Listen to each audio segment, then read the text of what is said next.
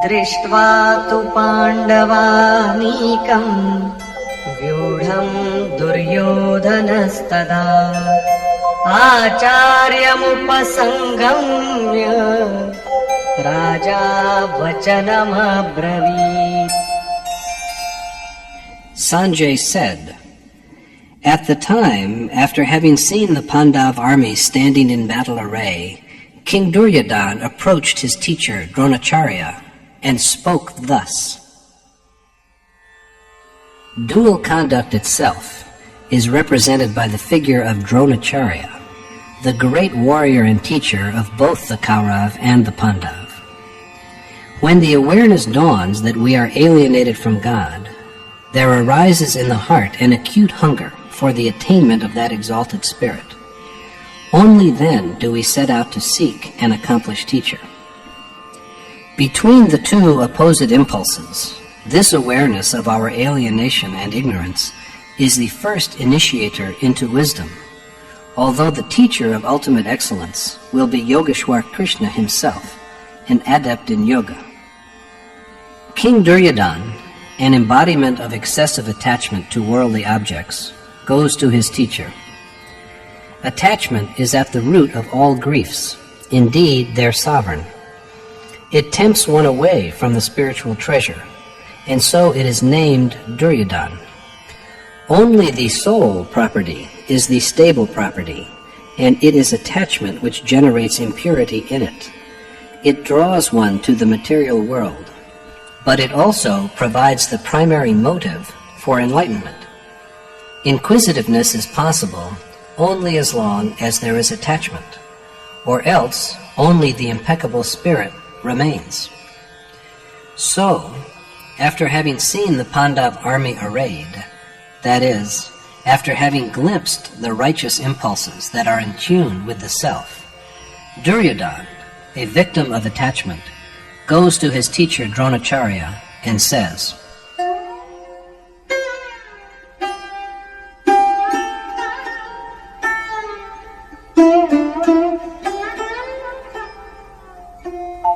पश्यैताम् पाण्डुपुत्राणाम्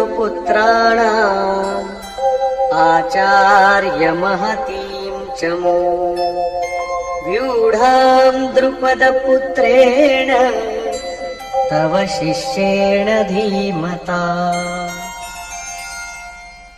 Behold, O Master, this massive army of Pandu's sons, marshaled in battle formation by your wise pupil, the son of Drupad, Drishtadyum.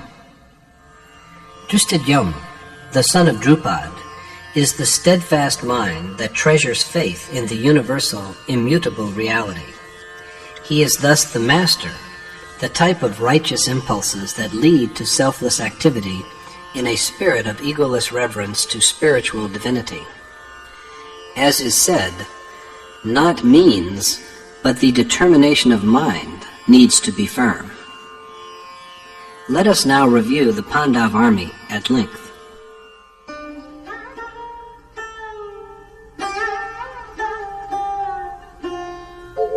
अत्र शूरा महेश्वासा भीमार्जुनसमायुधि युयुधानो विराटश्च द्रुपदश्च महारथः. Here in the army are many valiant archers, Yuyudhan, Virat, and the great martial commander Drupad, who are a worthy match for the brave Arjun and Bhim.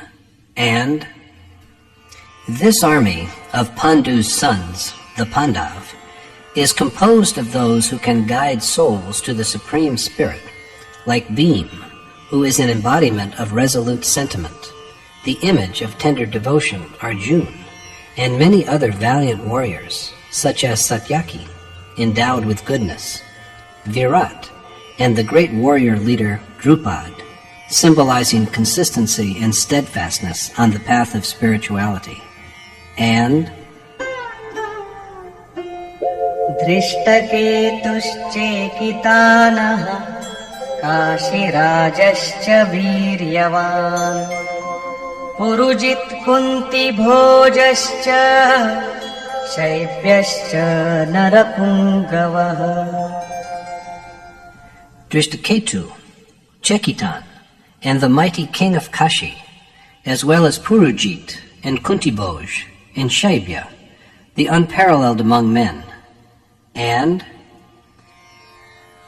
Drishtaketu, the steadfast in duty, Chekitan, who can rein in his straying thought and concentrate it on the Supreme Spirit, the king of the holy city of Kashi, an emblem of the sacredness that resides within the world of the body, Purujit, the one who obtains victory over matter in all its forms, gross, subtle, and instrumental, Kuntiboj, who conquers worldly life by doing what is worthy of doing, then Shaibya, of virtuous conduct.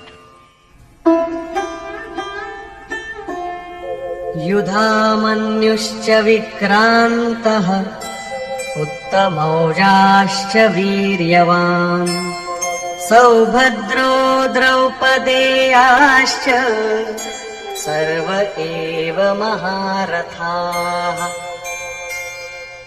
The valorous Yudmanyu, the mighty Utmauj, Sobhadra, and Draupadi's 5 sons, all great warriors. The heroic Yudmanyu of warlike temper, Utmauj with the spirit of abandon that flows from sacred excellence, Abhimanyu, Sobhadra, the son of Arjun and Subhadra, with a mind without fear because it is propped up by righteousness, and the 5 sons of Draupadi, who herself is a form of discernment of the divine. All are great warriors, named tenderness, beauty, compassion, spiritual repose, and consistency. All of them are noted for their ability to traverse the path of spiritual fulfillment with perfect skill. Duryodhan thus enumerates to his teacher about a score of names from the side of the Pandav, which represent some vital principles of divine excellence. Although the monarch of impulses that are alien to the essentially spiritual character of the self, it is attachment that first motivates us to strive for the realization of the treasure of divinity. As for his own side, Duryodhan dwells on it but briefly. Had it been an actual external war, he would have given an elaborate account of his army. But only a few perversions are cited, for they have to be conquered, and they are destructible. There are mentioned only about half a dozen of these, at the heart of all of which there yet dwells an unworldly propensity.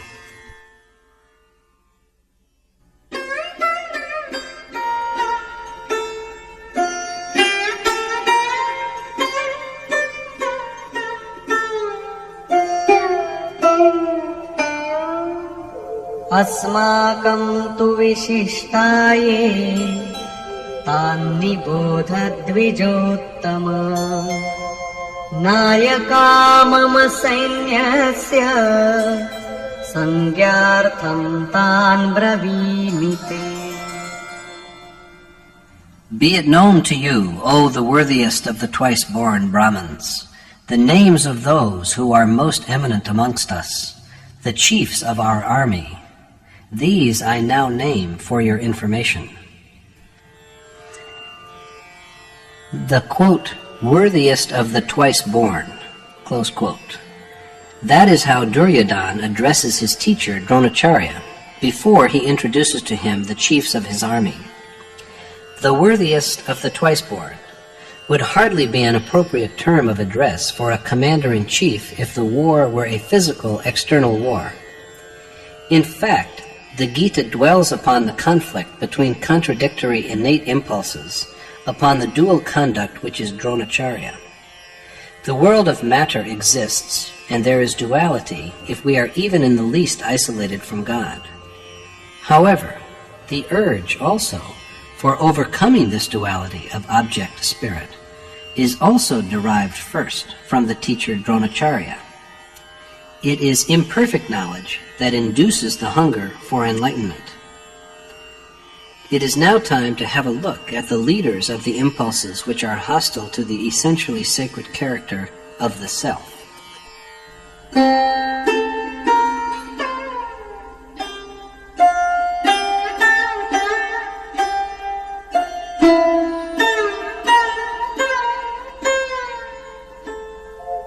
भवान् भीष्मश्च कर्णश्च कृपश्च समितिञ्जयः अश्वत्थामा विकर्णश्च सौमदत्तिस्तथैव च.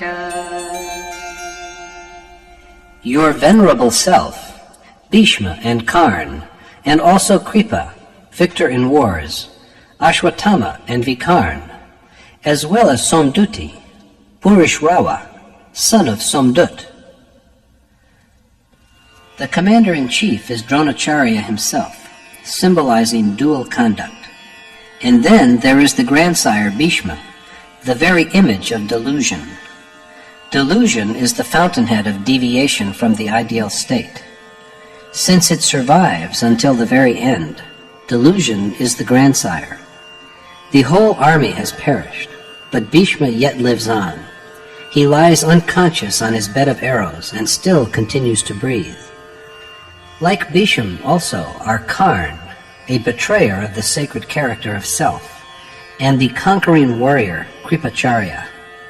Kripacharya represents the act of compassion by the seeker in the state before self-realization. God is the mine of compassion, and the sage attains to the same state after fulfillment. But during the period up to accomplishment, so long as the worshipper is removed from God, and God is removed from him, when the uncongenial impulses are still alive and strong, and he is besieged by delusion, if the seeker feels compassion at this stage, he is destroyed. For acting with pity, in leaving her meditation hut and giving alms to the king of attachment disguised as a beggar, while her husband Rama was away, Sita had to undergo penance in the kingdom of Lanka for years. Vishvamitra fell from grace because he felt tenderness at this stage. Maharshi Patanjali, the preceptor of Yoga aphorism, has expressed a similar view when he says, "Attainments made through perfect meditation are indeed attainments, but they are also just as formidable obstacles in the way of the endeavor of the individual soul for identification with the Supreme Spirit as are sensual desire, anger, greed, and delusion." Goswami Tulsidas has said, "O Garud, manifold are the obstacles built up by Maya when we strive to unravel the knots of properties of nature, mere distortions of truth. Attainment of sanctity elevates, but the mind conjures up one temptation after another." The illusory Maya obstructs in many ways. It brings men accomplishments and untold wealth, and even turns them into holy beings. If a being of such accomplishment just passes by, even a dying man is revived. Notwithstanding the recovery of the patient, however, the seeker shall be destroyed if he regards the cure as his own achievement.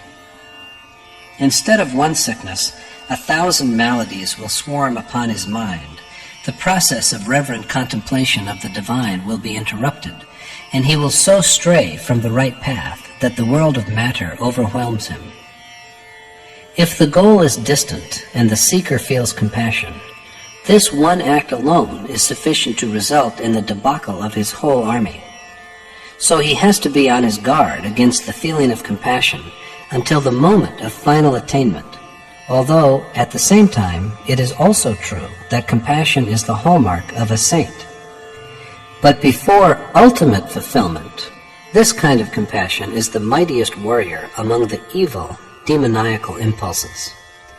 It is thus that Ashwatthama is an image of inordinate attachment, Vikarn of indecision, and Purishrawa of perplexity and confusion.